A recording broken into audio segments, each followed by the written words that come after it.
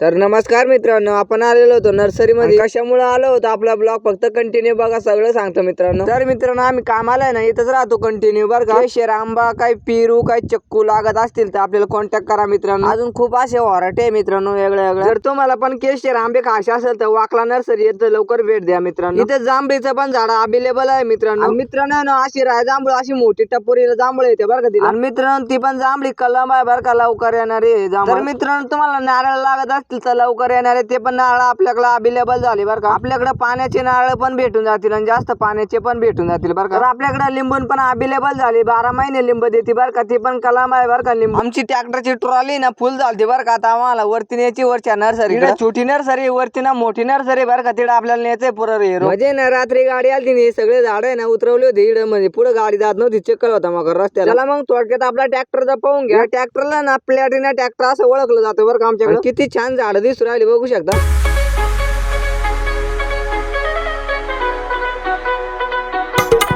तर मित्रांनो, आता भेटू पुढच्या ब्लॉग मध्ये. Bye bye.